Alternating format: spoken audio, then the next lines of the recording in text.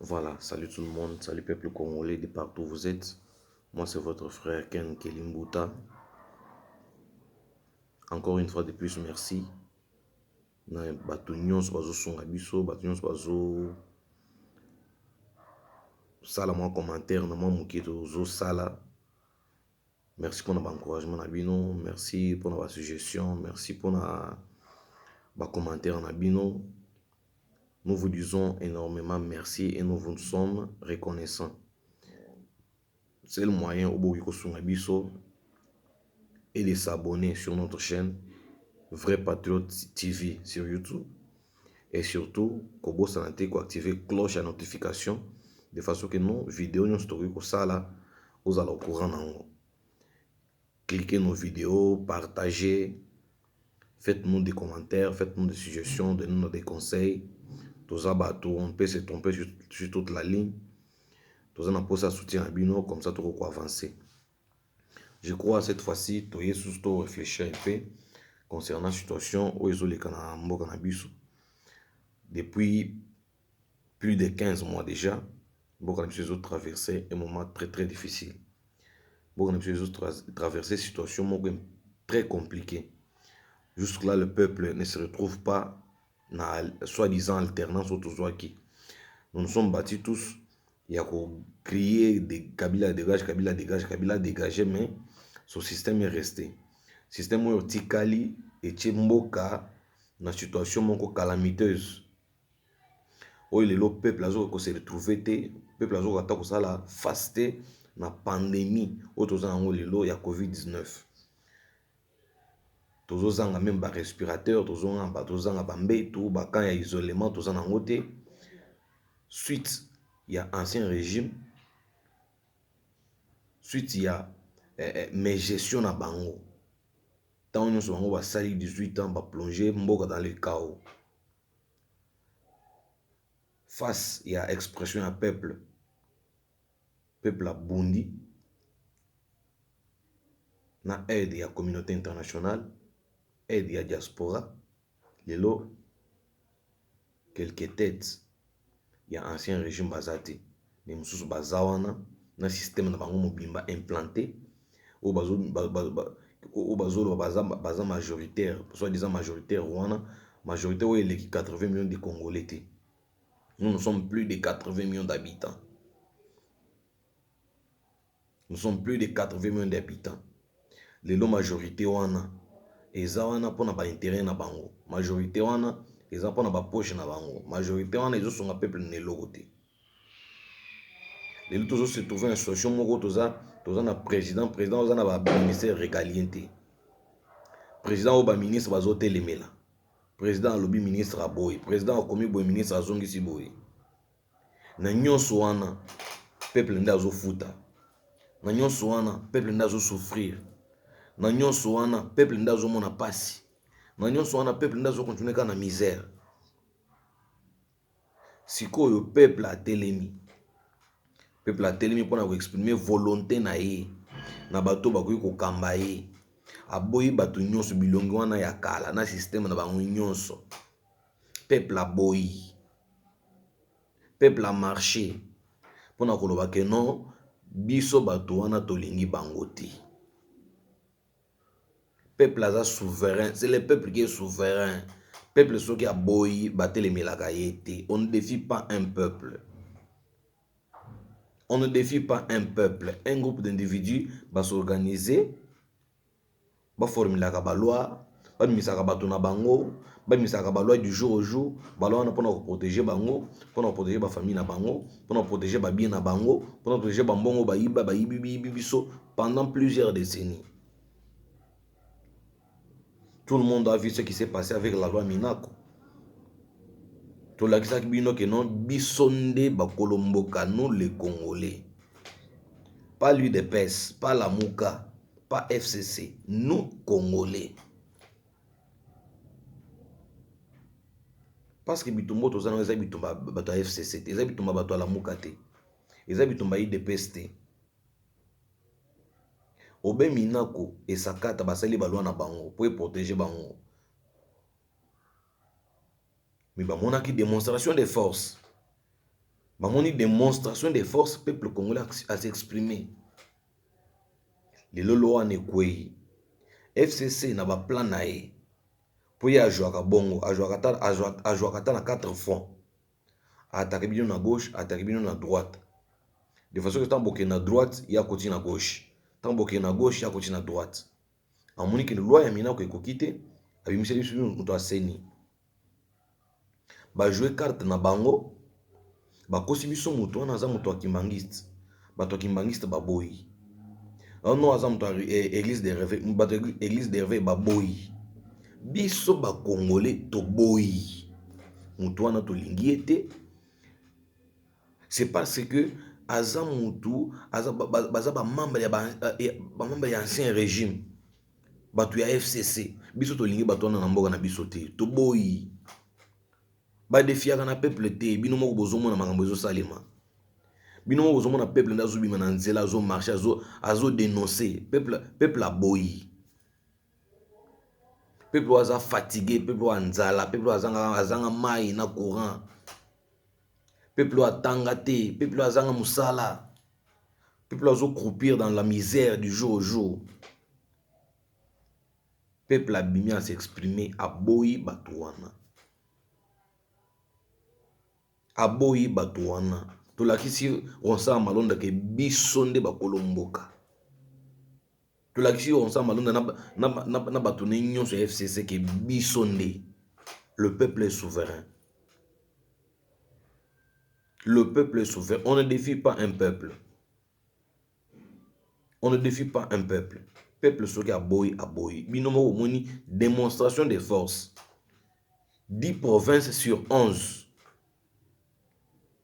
Pour biso bakongolais juste là total akaba 26 provinces na bino wana te. 26 provinces wana bino bo créer pour bo kabola biso. Bo créer 26 provinces wana pour bo kabola biso. Mais boye ba que le Congo restera un et indivisible. Congo ekotika laka bomoko. Congo ekotika laka uni. Congo jamais kozala balkanisé. Lelo bo komisa ba province wana 26. Biso to konta 26 wana te. Biso to tozana 11 provinces na biso. Et sur 11 provinces, 10 provinces va manifester. Et ce n'est pas fini. Lundi, les bon a démonstration de force. Pour bitumbo tozana weza bitumba bato de peste. Eza bitumba bato la mukate. Eza bitumba ya l'ensemble du peuple congolais. Pour ba loi wana o bozo formuler. Ba loi wana bozo proposer. Na on sa malonde bolingi bo tshela biso likolo na moto aseni. Bato de peste moto ba souffrir te. Bato la moka moto ba souffrir te. C'est nous, peuple congolais, qui allons payer. C'est nous, peuple congolais, qui allons continuer dans la misère. Biso une situation, il y a élection qui na 2018 na mboka na biso. Élection moko toyebi te soto kobenga ndenge nini. Élection ekomisi biso na situation tozana ngo lelo, président sans majorité parlementaire.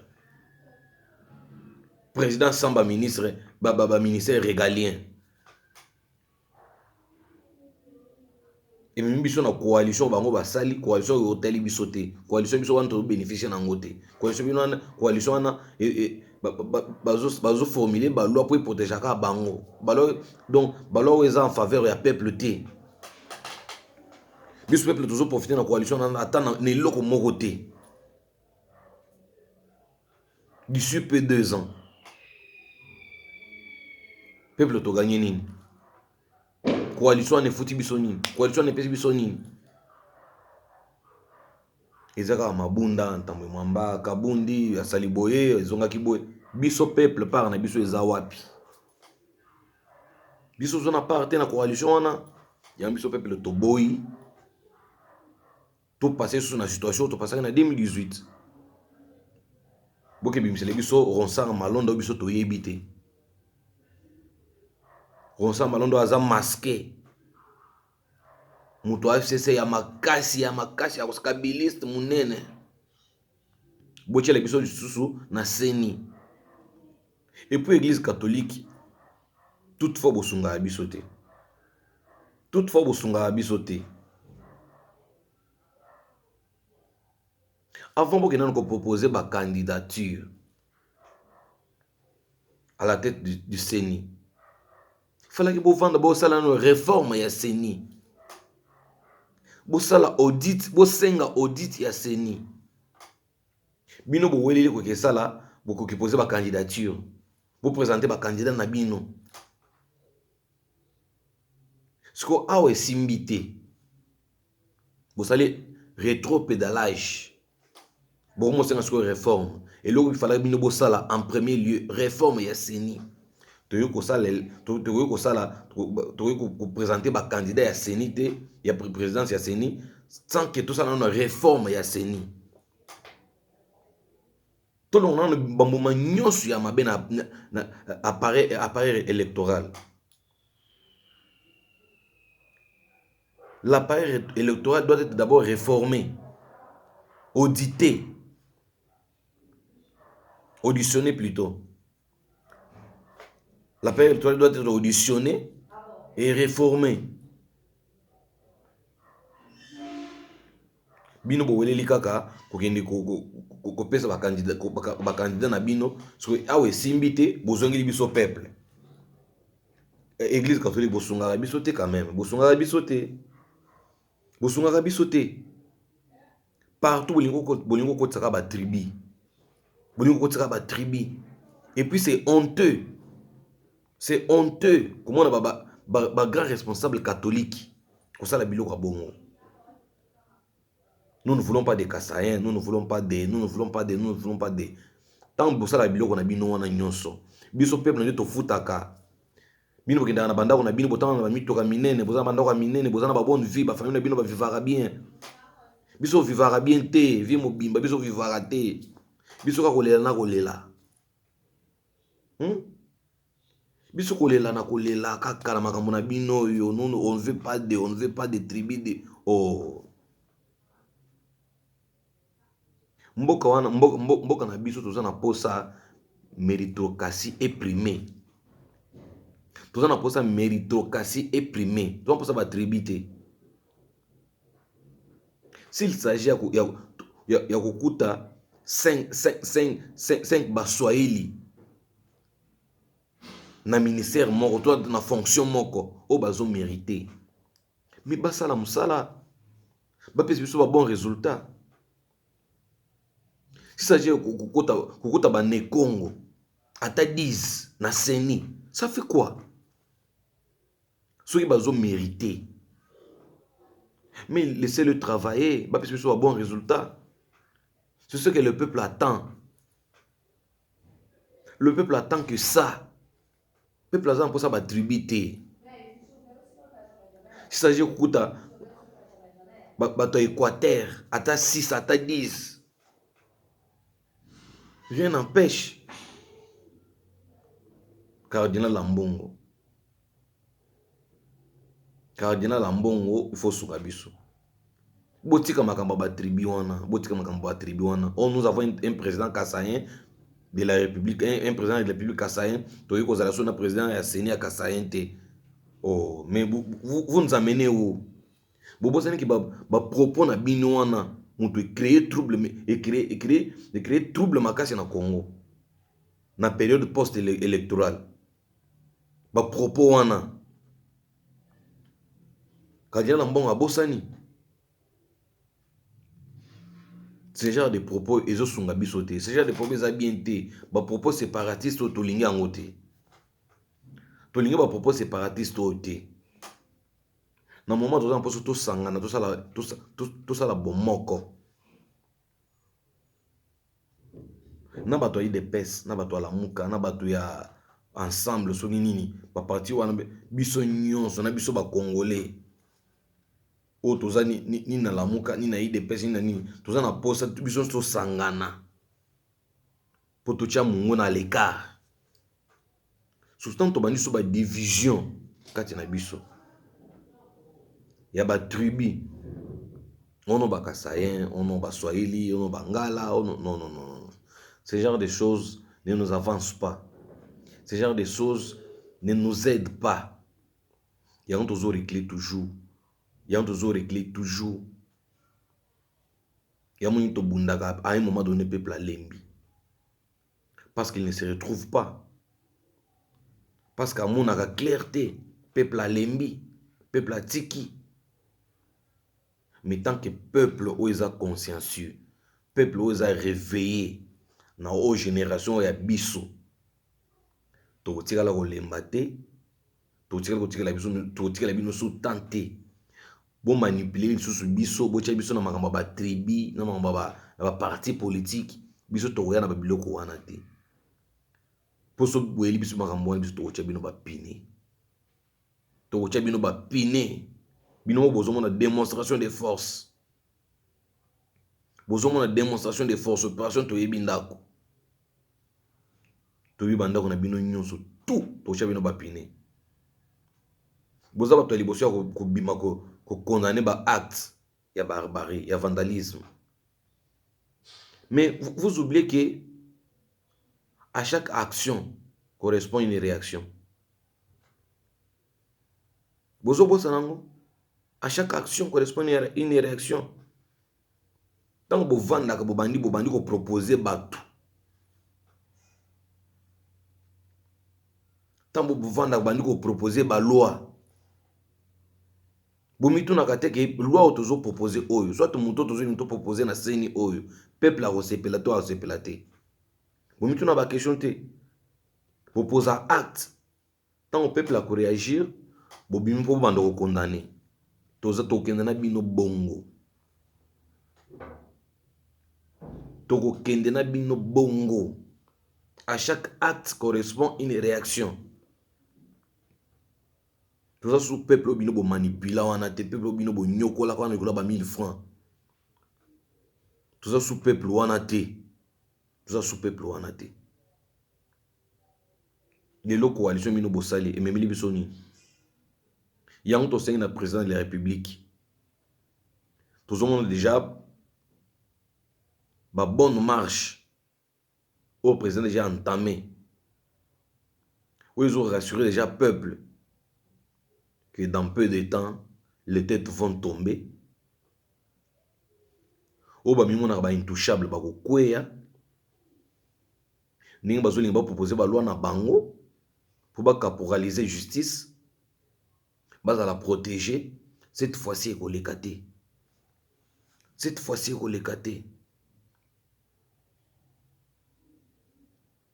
On s'en malon de wana s'incliner. À mon avis démonstration de force et wana s'incliner. C'est pour vous dire que biso peuple est souverain. Peuple est souverain. On ne défie pas un peuple. On ne défie pas un peuple. Peuple ce qui a boyi a boyi. Vous n'avez qu'à s'incliner devant le peuple souverain. Yango loi minako elekite. On s'en malon da paix à kolekate. Tout ça n'a pas ça bateau baza crédible. Tout ça n'a pas ça bateau baza crédible. Ou ba ko sunga biso to passer sous na temps biso to passer na 2018 na ba 2006 2011. Tout le monde a sous makamba bongo te. Tout ça n'a pas ça ba dirigeant ou baza na souci à peuple. Tout ça n'a pas ça ba dirigeant ou ba ko formuler ba loi, ba ko proposer ba loi. Ba loi ne ko profiter na peuple. Ba loi ne ko en faveur ya population. Yango biso en tant que peuple souverain toza éveillé lelo. Toza na bino maele, lisu likolo a lisu. Lisu likolo a lisu. On sent malonda kolekate. On sent malonda kolekate. Ce monsieur, il faut s'incliner. Il ne doit qu'à s'incliner. À retirer candidature nae. À retirer candidature nae. Surtout ça la réforme y a appareil électoral. Tout ça les réformes et appareil électoral. Ba auditionner senior wana nyonso ba auditionner ngo. To e ba nini elekaki na 2018.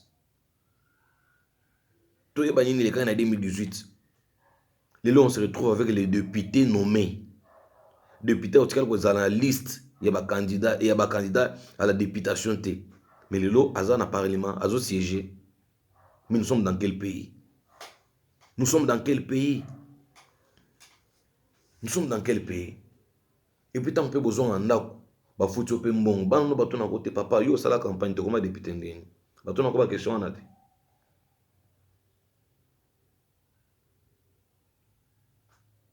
o mboka ya soni mboka ya soni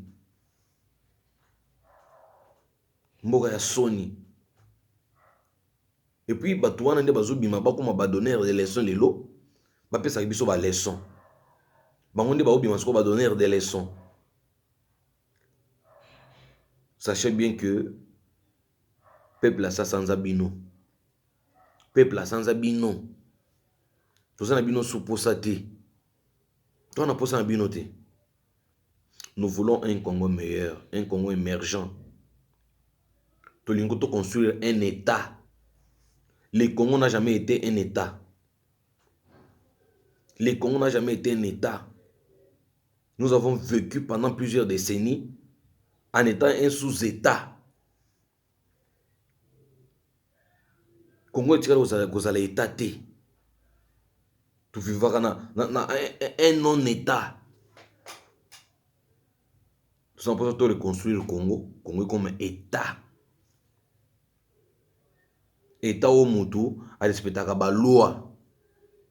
Au biso nous égal devant la loi. Autres na ba supérieur na ba intouchable té na Congo. Biso nous ba individu congolais tous à la égal à la loi.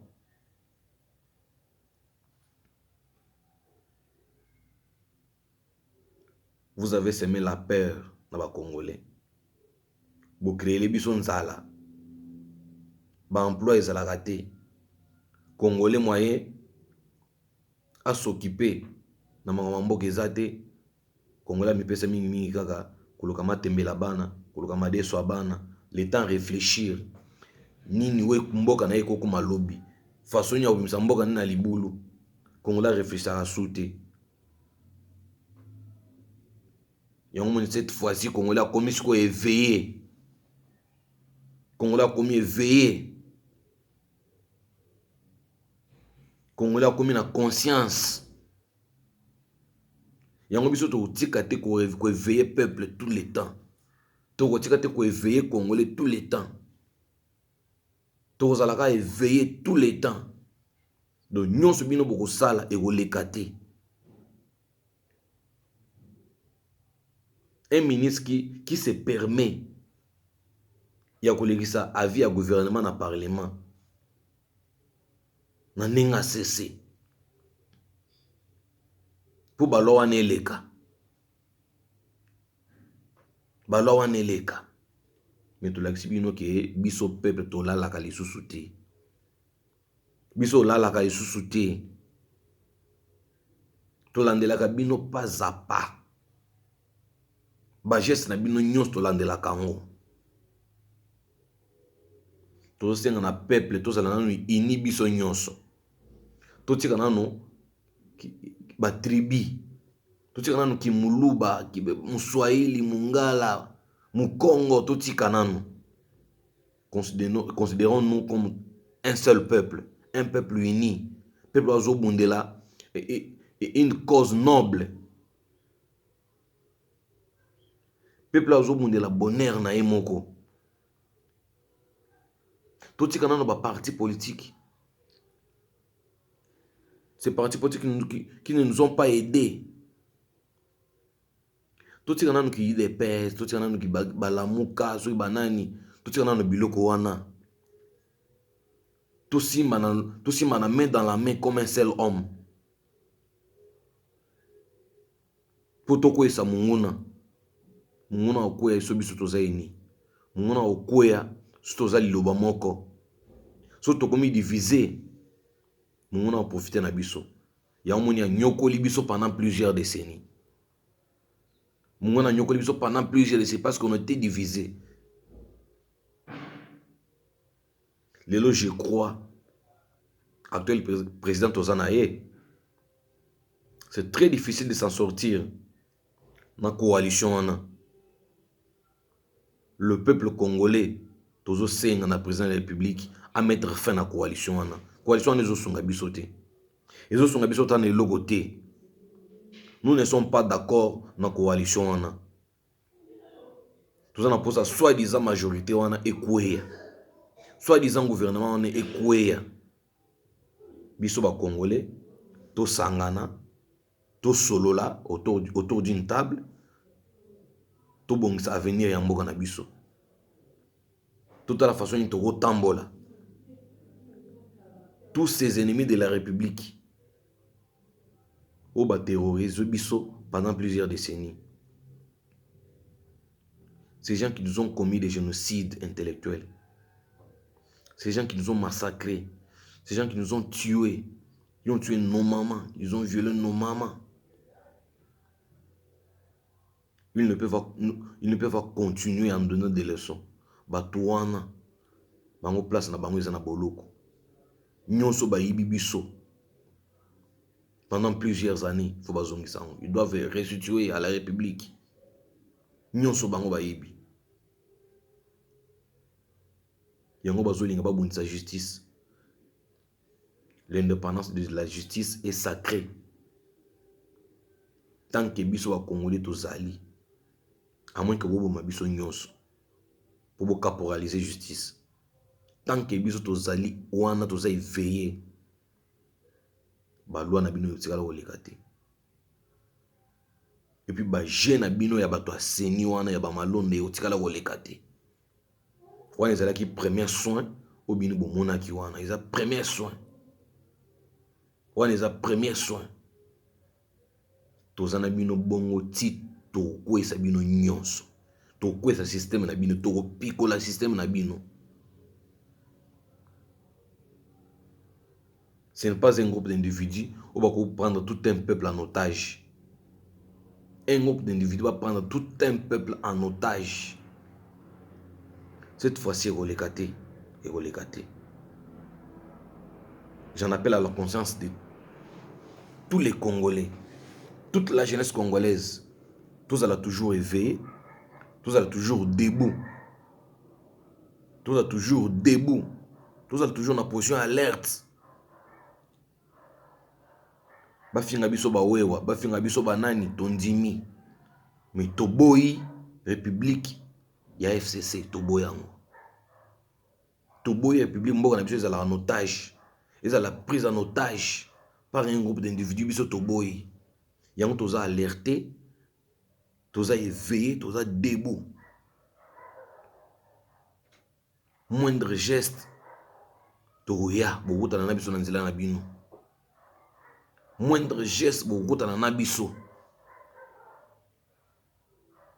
Les Congos n'appartiennent pas au FCC. Les Congos n'appartiennent pas à Kabila et ses acolytes. Les Congos aux Congolais. Merci peuple congolais pour moi tant mouké tout ça qui pour nous tomber ko partager tomber ko réfléchir tomber ko éveiller conscience. Il y a peuple congolais, tout ça toujours debout, tout ça toujours uni, surtout unité. Tout ce qu'on a parti politique dans la tribu, unité d'abord pour n'amboka na biso. Je crois pour le moment tout ce qui n'a awa prochainement to el susu. Tout me gagne pe ko solo la kaka makambo na biso selon situation ndingo évoluer. Et c'est là qui ngagne de bino ken kelimbuta.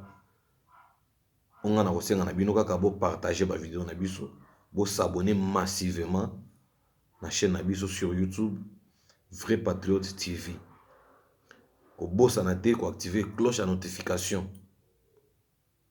afin que vidéo nyonso to sala ozala au courant nango.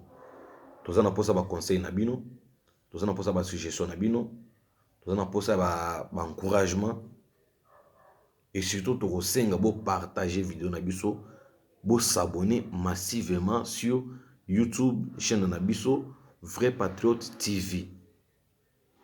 Merci à bande union sur Balanda. Biso vous êtes tellement ébellé, vous êtes tellement ébellé, tous avez reconnaissant. Nous vous disons énormément merci.